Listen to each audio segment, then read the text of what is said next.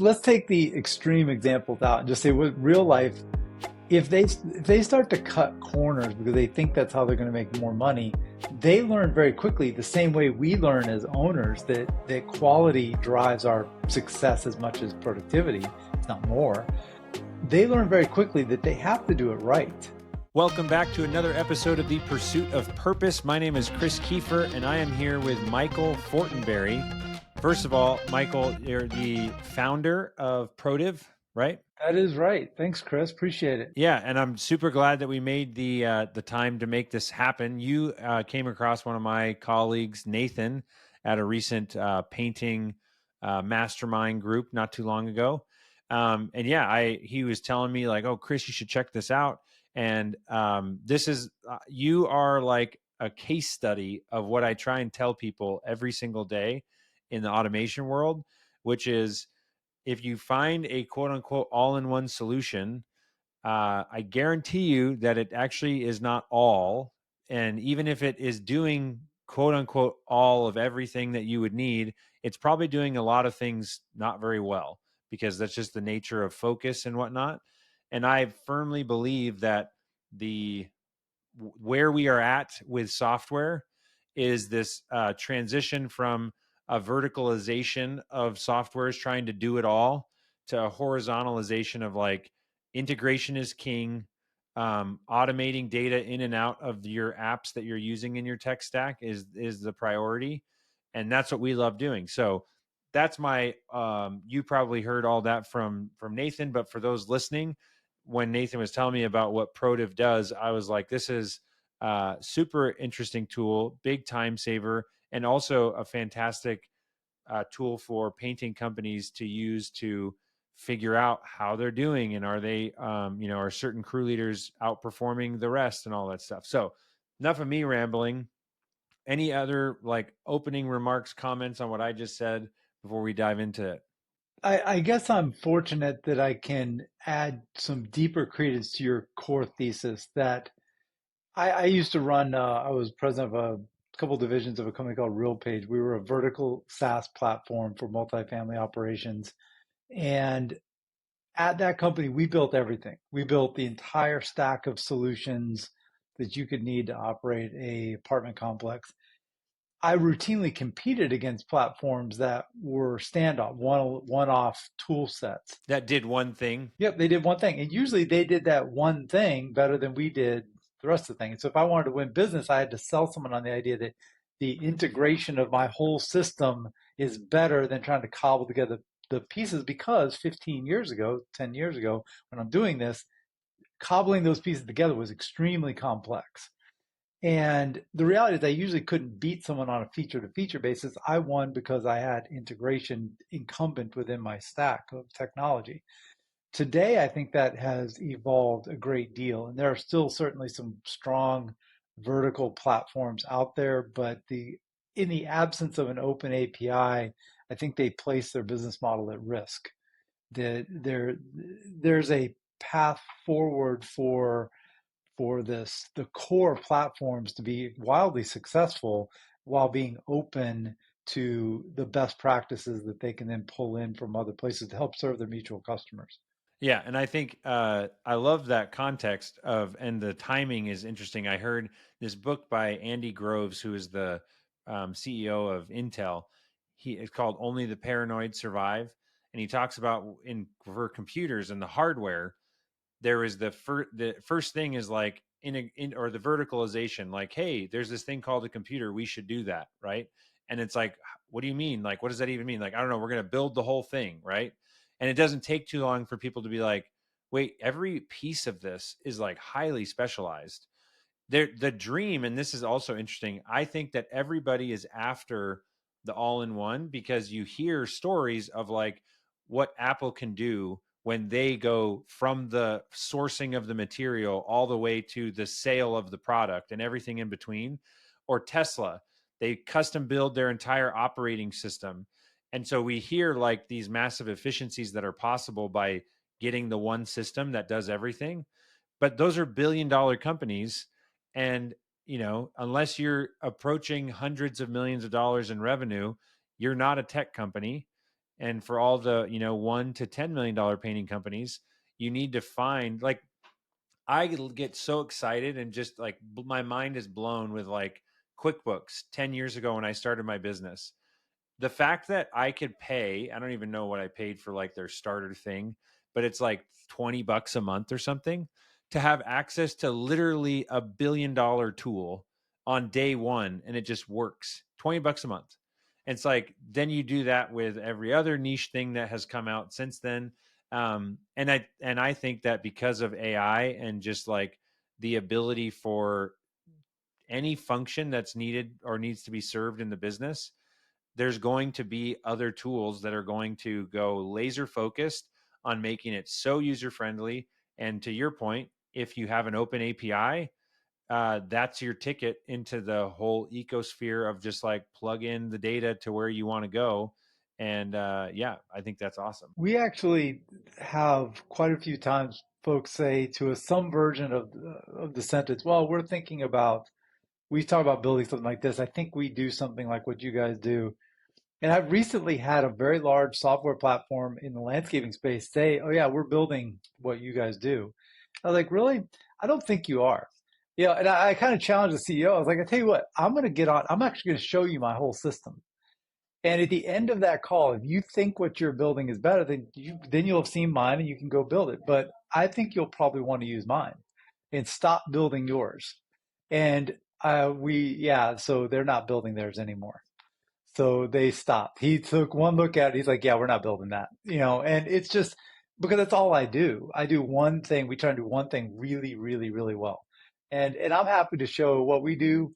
If a competitor wants to pop up, see, I'll show it to you. Good luck. We have spent years figuring this out and overcome ridiculous challenges and made so many mistakes to get to something we know is special. And we started this platform inside our own painting company as a we just we needed to create a cultural connection between our crews in the field and our company goals, and we realized they wanted to get paid more. They guys want to get paid more, and we need them to think about things like quality, safety, production, etc. And most businesses want to pay their guys more, especially if it aligns with the vision and the mission of like, what's our quarterly goal? If I can ensure that we hit our quarterly goals, everybody gets a bonus. Like that's been that way forever. We've taken it to a granular level here where the quarterly thing, I think that's where a lot of people default to. As owners, we tend to default into these quarterly kind of longer term views of our business. That's not how our workers see the world. They see the world on Friday. How much do I make on Friday? And when you separate somehow those two things, you're misaligning incentives. Our incentives as business owners are slightly different. I need the crew to focus. How do I make more money on Friday? But I need that action that they take to do that to align with how I make more money for the quarter. So the productivity, the quality, the safety, the communication, the teamwork, the things that actually make us money as contractors need to be central to the way that they approach their job on Tuesday. And I think it's cute that you give, or nice, it's very friendly of you to give a quarterly or an annual bonus based on how the company does, but that's just coming out of your profit. I want to align the way that your job budgets are tied to how they perform and how everybody makes more money very very quickly, very granular. It's a constant reinforcing engine. Yeah, no, I think there's so you just to I don't know if Nathan told you about the review software, reputation management. There's hundreds of them out there, hundreds of these tools that get you Google reviews, right? I was the marketing director for a painting company, Webfoot over in Bend, Oregon. You can look them up online. And when I started there, this was back in 2019. They had 67 Google reviews after 15 plus years in business. 67, and they're like a $9 million painting company at the time. Like they had plenty of opportunities to get more reviews, and they had 67. And I remember being like, the you know I was just like shocked. Like, I'm the marketing guy. I'm supposed to get us more clients and more leads. And it doesn't even, it looks like we're competing with like the Chuck in a truck down the road who's been in business for 3 months and he's already got 40 reviews. Like, what are we doing? So I had made this review software for dentists, and it was super niche. And like, I was trying to pull in all this like the people's names in the office for the patients to mention and talk about. Long story short, I integrated it with Webfoot. I customized the code and everything so that it could be streamlined and automated. And in the matter of 2 years, Webfoot went from, you know, uh, 67 reviews to over 700. And then next thing you know, I realized that Webfoot's the number one rated painting company in the country.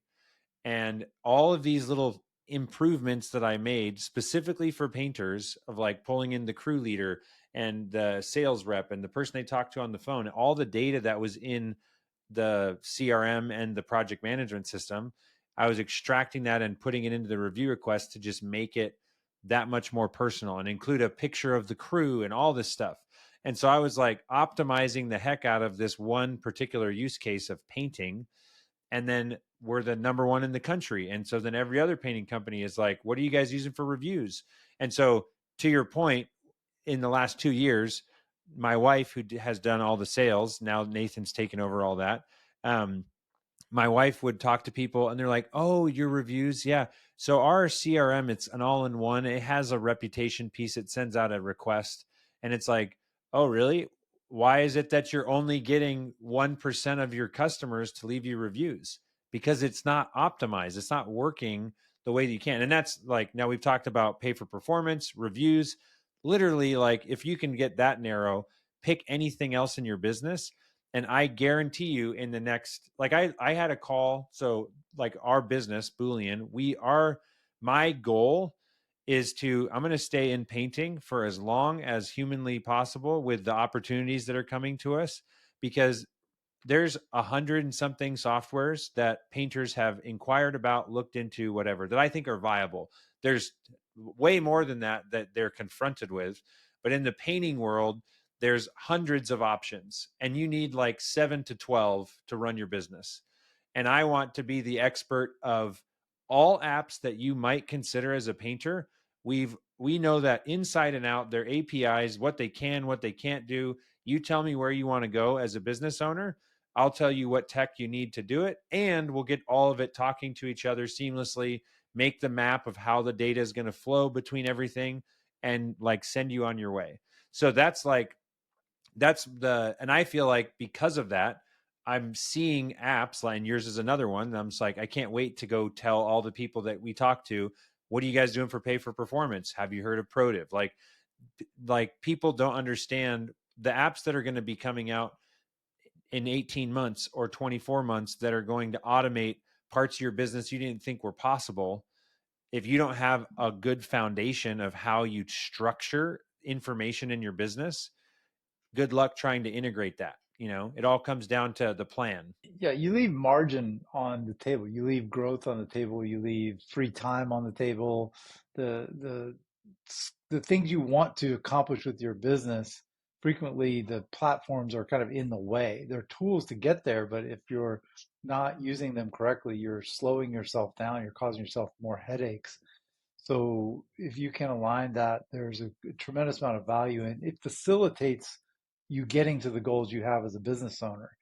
Our one little part of the world, we do one very specific thing. We help your team in the field understand the budget and their actual in a way that makes sense to them. How much did you think this job was going to cost? How much did you actually spend to get it done? And what did they earn as a bonus by beating that budget if they did? So it's a very straightforward thing. It seems simplistic. If it's just sending Bob to paint a one bedroom, apartment and it's just one to one transactional, okay, maybe you did that in a spreadsheet. The minute that you've got four people across two pay periods and 6 days and doing a couple of different cost codes, making different wage rates, and who some worked a few hours and some worked less hours, it's all of a sudden the complexity goes way past Excel. And what we found, the key to a strong performance pay system is really four things. Whether you use our system or just trying to do this on your own, one is you have to make it simple. It cannot be overly complex for your team to understand how they make more money. Like the system has to be focused on very, very few moving parts. We focus on the labor budget. That's the main thing we look at. Second is it needs to be transparent to the crew what they make. If it's not clear to them what money comes to them, dollars, actual, I can see what comes on my paycheck, they don't believe in it and they don't change behavior. Remember, the goal is a behavior change. The goal isn't just to have a bonus program or incentive comp, it's to change behavior at the job site. To do that, it needs to be simple and it needs to be transparent to them. And third, we find that the system needs to be frequent.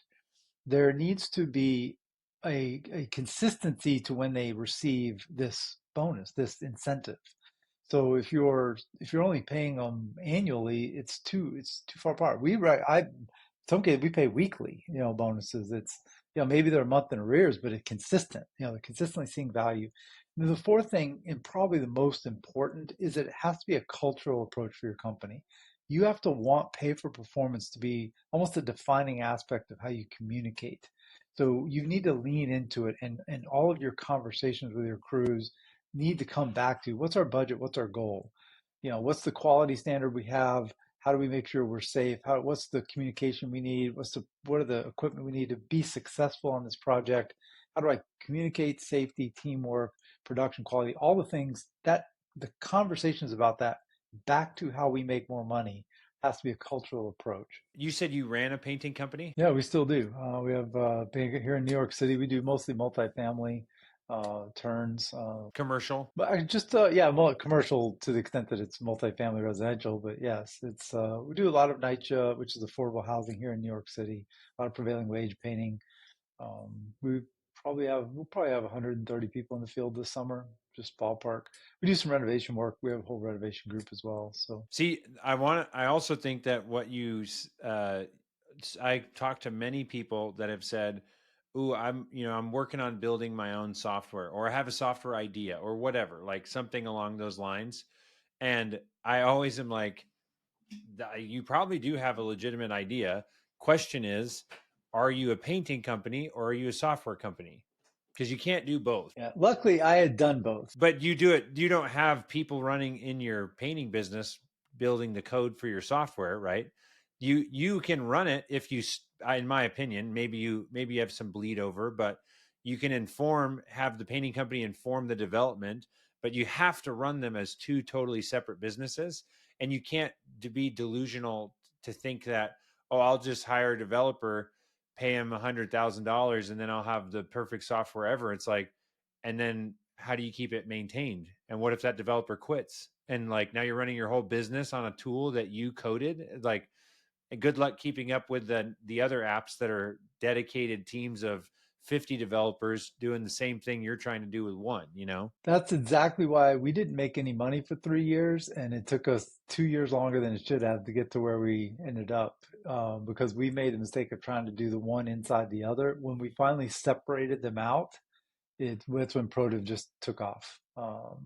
We finally cracked the code on it, and we had to separate the companies. So my partner David and I run the software company now. We have two other partners that run the construction side.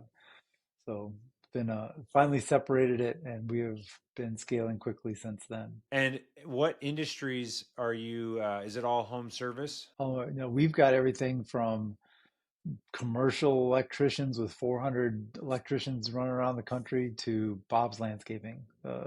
In some ways, we don't really care what the trade is. We all face the same core challenge. We're hourly workers. We're trying to incentivize them to be productive, and they want to make more money, right? So there's this. We all have a labor shortage. We all need better quality work done. We need to get our jobs done on schedule. We're all facing those same dynamics. The fact that you build roads isn't really materially different than if you are putting on a roof. It's from a labor kind of management standpoint. Now, the interfaces are slightly different. If you're doing 20 landscaping jobs, mowing Mrs. Smith's lawn 20 times a day, the way you interface data, the way you view those jobs looks different in our software than if you build one road for 2 years. But to us, it's still a labor budget. Maybe maybe it's lots of little labor budgets rolled together, or maybe it's a big labor budget broken into pieces. But for us, it's a labor budget, and it's an actual amount of time that we track against it. And so the scope of what you like when we're talking about focus, what is the scope of what you're solving? So obviously pay for performance. My mind immediately goes to like, so are you time tracking, or you integrate with time tracking, or are you doing expense tracking as well? Does it integrate with QuickBooks? Like where's the sandbox? Yeah, our sandbox, we actually only do the tracking of your performance pay system. So we pull your project data from whatever ERP or CRM system that you've got your budget. So we have your employee information, your budget information, and then we have your time tracking from wherever you track time. Even if it's a piece of paper and you want to send us a spreadsheet, that's fine too. So our goal is to integrate out to other platforms. We probably build another integration a week right now. So it's pretty steady flow of trying to build those out, open APIs when we can. Sometimes we have to do things more creatively. And do you guys have an open API? We do, yeah. Yeah. And so literally it's the inputs are budget, time, materials. Actually, just we don't even do material. It's just employee information. So I need wage rates. I need Bob Smith makes $22 an hour, and I need to know what was your budget for the job? How many hours or dollars did you think this was going to take for this Costco, for this whole project, whatever it is? And then I need to know how much time did they actually clock into that job. Three pieces of data, really. I mean, at the end of the day, that's our basic piece, and we're only pulling. We don't even have to push anything back. Got it. Um, yeah, I'm thinking that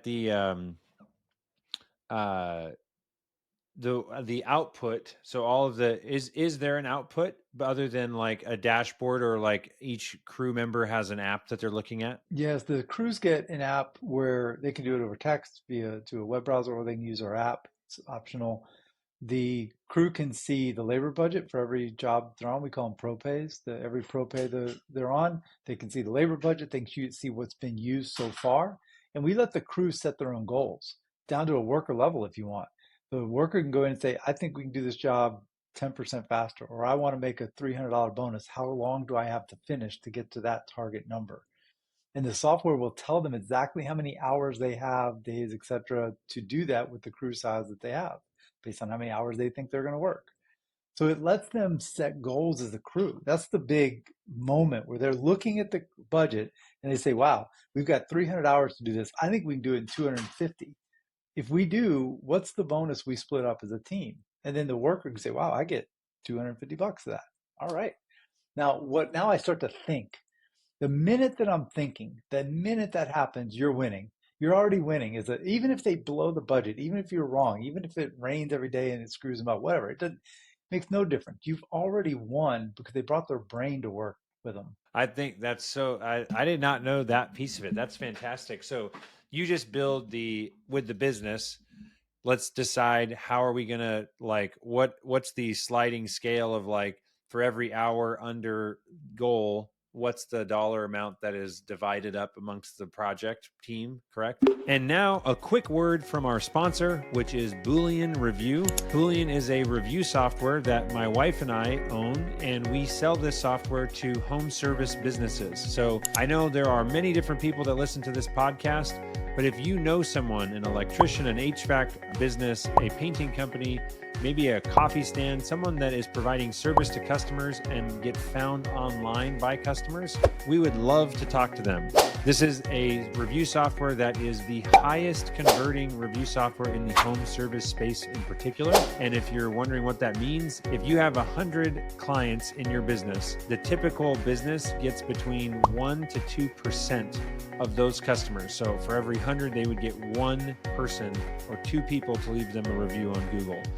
Other review softwares get between 3 and 5%, and the Boolean review software gets 20% of your customers to leave you Google reviews. And these are fantastic Google reviews with lots of words, keywords that are going to help with SEO, pictures, stories, the names of your employees. So if you want to learn more, check out booleanreview.com. And now back to the episode. They get to set, we call it the bonus pool. The pool is set based as a percentage of what you want to share with your team and what you keep of their savings. So if you think it's $10 to do this work and they do it in $9, what do you do with the leftover dollar?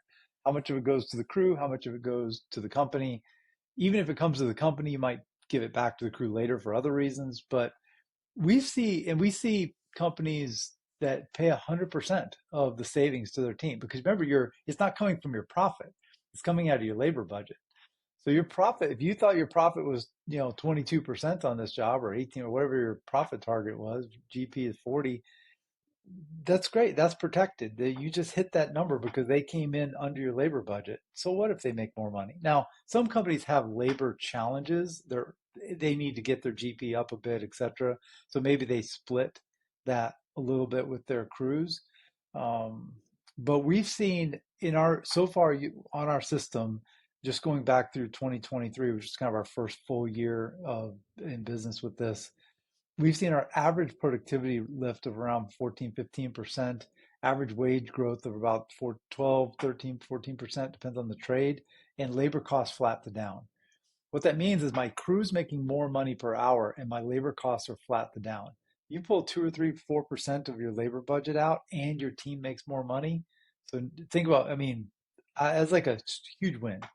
And that's normalized. That's not even a stretch. We have companies that overperform to that. That's awesome.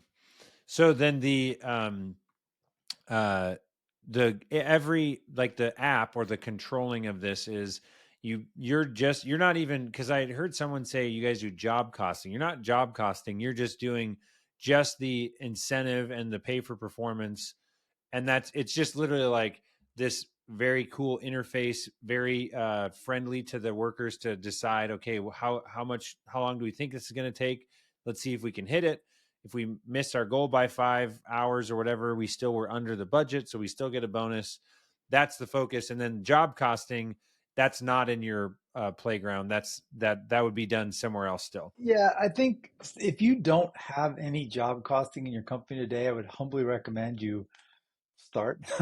So, I mean, let's put it this way. I've never met a huge successful company that didn't have strong cost controls. Yeah, completely agree. Like that's just the price of fame as you grow. And if you lose control over what you're actually making on a per job basis, then you have other problems too. So our focus is performance pay. That's the one part that we do. We think we have something unlike what anybody else has ever built, and for its sophistication. Does it integrate with payroll? So we probably will at some point. The payroll report is so simple that we just haven't found a big demand yet that it needs to be integrated. It'd be cute, I guess, to be able to push the bonuses automatically. But in the end, it's just they run a payroll report and they just send that to accounting and say, here's the bonuses for this month or whatever. So is the app telling you this is how much money you made with hours plus bonus, or just the bonus, or both? So we actually show a couple of things. One of them may surprise you how important it is. We show this is this is all your jobs. These are the ones you made money on, the ones you didn't. Clients can roll jobs against each other if that fits your business model better. So say we did these 6 jobs this month. These 4 we beat the budget. This one we broke even. This one we lost money on. You can net that number and pay on the net if you chose to. You can, and because some companies are just a little bit nervous about, well, what if I blow the budget on a different job? Then I paid, but I don't have a savings. Blah, blah, blah. So, okay, fine. Then roll them together. You can do that. You can pay bonuses weekly. You can pay them monthly. Your recommendation is to go shorter time frames. Yeah, it's even if you don't pay it all, you could pay 50% of it, for example, weekly. This is actually kind of the way we view the world. Just in the end, you do what's right for your company, but we pay about 50% of our bonus weekly, a month in arrears. So it's always a month in arrears. That way, if I have a quality problem and you go back and fix something, just so if you earned it in this week, 30 days from now, it's on your paycheck. So then it's every week after that, you're getting whatever you earned from that week 4 weeks ago. Yeah. 4 weeks back. Now, the reason we do that is because if we have a quality issue, they didn't, we're installing some cabinets and they installed the doors upside down. Miss Smith's like, that's not right. We got to go back and fix it. I want the crew to hold each other accountable to quality because it's their money. Truth is, they don't care about your money. I hate to break it to y'all listening, but your workers don't care about your money. They care about their own money. And if we can get them to view the labor budget as their own money, they'll treat it different. In fact, they don't want to go back. I have a carpenter on video who kind of said the quiet part out loud, where he said, his name is Frank. He said, my approach to quality changed when I went on the pro pays because it cost me too much money to go back. And I was like, wow, Frank, welcome to my world. It's like do it right the first time and beat the budget out from an hour standpoint, and you make more. Yeah, I love that. I think that uh the from like when you are as the crew, the fear, I'm assuming this is probably the number one thing that people say is like, so now my guys are just going to try and do a 300-hour job in 100 hours and make whatever amount of money. And it's like, we're all like, sure, people think about that, right? But they're also not like, they're going, they want to make sure that they're doing things correctly. And I assume that like, what's your, is the suggestion as simple as what you just said of just like, this is how you should handle it? And then if they totally like, I mean, I guess if you totally botched a job like just horribly, you get fired or whatever. If it's like that bad. Yes, there's yeah. Let's take the extreme examples out and just say with real life, if they start to cut corners because they think that's how they're going to make more money, they learn very quickly the same way we learn as owners that quality drives our success as much as productivity, if not more. They learn very quickly that they have to do it right. And I've seen it play out in real life. Our clients see it play out. They will hold each other accountable because somebody on that crew wants the bonus because baby needs shoes, right? I want to make the extra money, and I know if Bob doesn't put that second coat on in that back room, Mrs. Smith is going to complain, and we're just going to have to fix it, and our bonus is done. So you can be more or less strict with our software about how you approach those things based on the nature of your crews, et cetera, the nature of the kind of work you're doing. But yeah, if you aren't getting the job done right, you can't make a bonus. You have to do it right.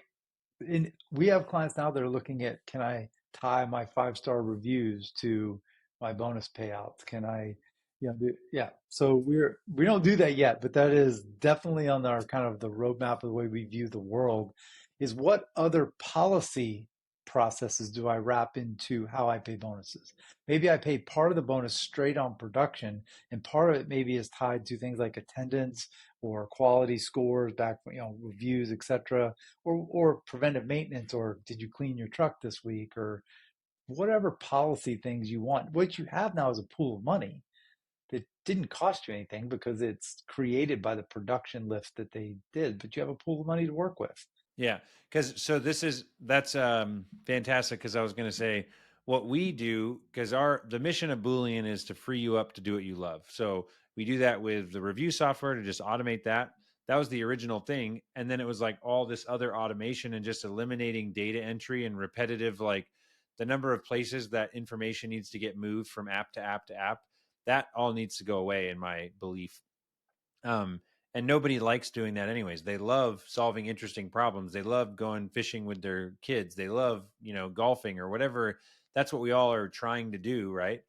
And so we need to free everybody up to do more of the stuff that everyone loves. But what we have done is clients pay $20 or they get a $50 gift card or something for every review that's for their project, right?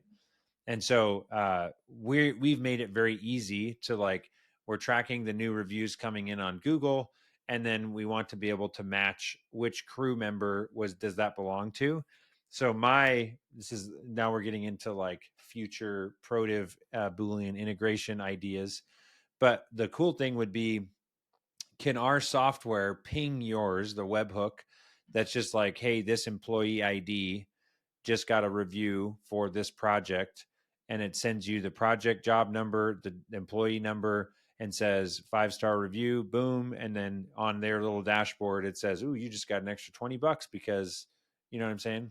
It could be accelerators. It could be you could just release more of the bonus pool to them. Maybe normally their normal standards, they get 65% of it, but you can get up to 85% if you get a 5-star review.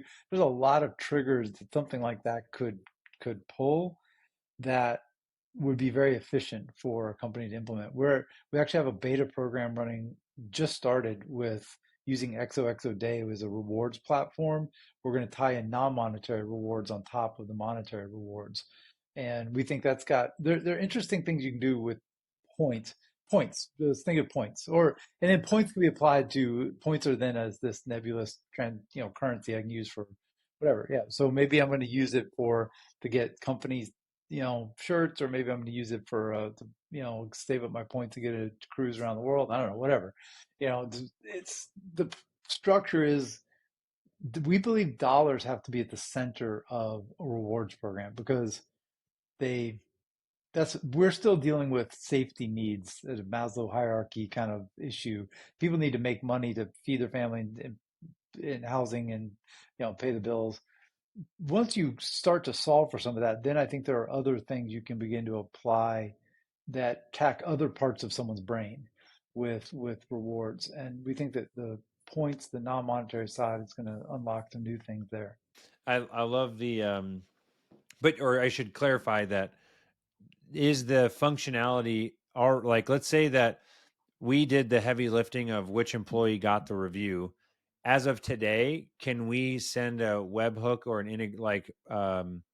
or I don't know if it would be through your API to say like, oh, this is true for this job, and then you would say therefore XYZ happens on the performance or on the pay side, or is that not ready yet? Not today, but the lift in between here and there is not very long. It's a before the summer ends kind of, all that should be there in place, if not sooner. So yeah, headed that way. And it's also, I'm assuming that like you could, yeah, sure, we could add more money to the pool, but the other piece that I'm, at least this is my assumption, the interface and the look of it, and like it's almost like the slot machines, right? I feel like the cool part would be like that it looks like there's a big gold star or something that like you see like, oh, we got the gold star bonus or whatever. And that just like I feel like I'm sure I haven't seen the interface that you guys have, but I'm sure it already is. That's what people are focused on. Like, what are you highlighting? How is it broken down? How much information do you show to give them enough, but not overwhelm them? And that type of stuff, I feel like is just from looking at your website, you're obviously thinking like that. Yeah, and we've actually brought on board a guy who helped develop the uh, gamification for the rewards programs for some big fast food organizations like McDonald's, Starbucks, etc. He's one of the world's best gamification for hourly workers in terms of apps, and he's working with us on kind of we'll call it version 2 and version 3 of what that interface is going to look like. It's going to be really powerful. Our thesis is investing down to the worker. So the way that we view the world is what can we build for the crews in the field to help them? And we have this beginning point of we're going to help you to make more money by giving you rewards, some control over your own income. But then layering on top of that will be a series of things that I think if you looked at our long-term product roadmap, it is a consistent investment into the worker to the point where we hope that some days people need our APIs to plug in a whole host of other things to improve the lives of the workers in the field. We think they're the most valuable asset we have. We need to be taking care of them. We need to recognize them, reward them, support them in a host of different ways that aren't easy to do necessarily today. Well, I'm keeping an eye on the time here. We're going to move towards the wrap up questions. 3 book recommendations. Book recommendation. So business book. It's a book called Reimagine. Actually, have it sitting right over here. Um, Great book. Tom Peters.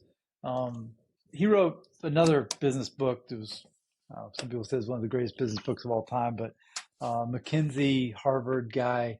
And if you've ever wanted to rethink your company and just imagine the world in a different way, um, Tom Peters, just brilliant guy. Highly recommend any of his business books, but Reimagine was one of my favorites. Um, I'm a big Teddy Roosevelt fan, and I think Mornings on Horseback, just a great picture into a man who had a life well lived incredible what he accomplished and what he overcame. He was certainly blessed with wealth, but then what he overcame in his asthma and kind of being a sickly young guy to to what our stories of him, robust, athletic, charging up San Juan Hill with the Rough Riders. It's becoming president. But really, fascinating story. Roosevelt's a fascinating character. Third book, oh, fiction book. Read Moby Dick if you haven't read it since high school. Um, it's a great story, and Melville is a writer, unbelievable writer. I've never seen anybody can write one sentence that takes a whole page and it doesn't feel like there should be an extra comma. It doesn't feel like a period's missing. He's just a brilliant writer, and you'll be a better writer after reading Moby Dick, if nothing else. That is an interesting. Obviously classic. I haven't even thought about that since high school, like you said. Yeah, it's worth reading again as an adult. You will take so much more from it. That's awesome. And favorite movie? Favorite movie is probably Sicario. Really like that one. Benicio del Toro, Megan Blunt. It's Emily Blunt. Yeah, strong. Is that the drug cartels or no? Yeah, the DEA thing. Yeah, a lot of reasons it's my favorite, but it was a good 2 hours. Worth doing. I'm just looking up the. This was the one in 2015. Yeah, the second one wasn't as good. First one. Sweet. And then if people want to get in touch with you, what's your preferred method that they do that? We obviously love people to check out our websites, Prodiv.com. But if you want to email me directly, Michael@Prodiv.com, Protiv, super easy. Happy to answer questions. Happy to talk to them about how we can, tie their systems together through Boolean or otherwise, and make this an easy implementation. Our software usually takes about an hour to set up. We're integrated. It's a really quick implementation. The culture side is the lift. So if they're interested in trying to figure out how to culturally build a performance-based compensation and pay system in their company, give me a shout. Love to do it with you. I'm probably gonna introduce you to my wife, who's still doing more of the strategy and the product roadmap for our software.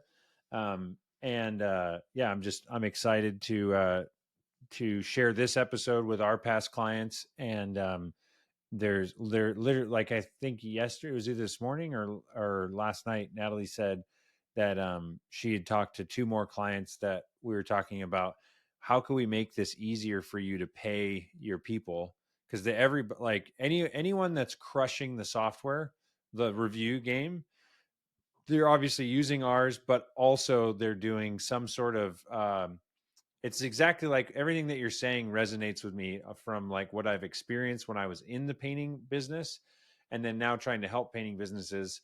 You have to align the dollars with the goal, and then I also heavily believe in the feedback loop. If your feedback loop is, let's exaggerate, is a year and it's like, so looks like we didn't make any money, sorry guys, let's see if we can do better next year, versus like a month or a week or a day or every job. Yeah, it's like, how about intra job? How about intra job? Yeah, we can do that. Yeah, in the job, like, oh, we're off track, like, let's pick it up. Yeah, we can do that. I think that's fantastic. Charlie Munger said, "Show me the incentive, I'll show you the outcome." So R.I.P. Charlie Munger. That's awesome. Well, Michael, it's super fun. We didn't get to talk about sailing at all, but I really appreciate you coming on. And I'm thinking that we'll probably be seeing you around at other industry events. Looking forward to it. And I appreciate your time and knowledge. All right, Chris, have a great day. Thank you so much for listening. My name is Chris Kiefer, and my mission is to champion the relentless pursuit of purpose. And what that means to me is to be an example, a champion, someone that is in the trenches, working and showing and winning and trying and failing in how to pursue a deeper and more meaningful life with the people that I love, with my kids, with my friends, with our family, and also just be a champion and example of entrepreneurship and following my passion and doing what I believe I'm called to on this earth. And so if that inspires you in some way, please share this episode. If you want, like, subscribe, share, whatever, do all the stuff. It means the world to me to get this message and get these guests that I have out there. And if you're interested in any of the book recommendations or looking up other episodes of the movie list, you can visit my website, chriskiefer.com, for all the details on the show. And also check out the Boolean review software, as well as the Boolean automation consulting company that I own for home service businesses. So thank you so much, and we'll see you on the next episode.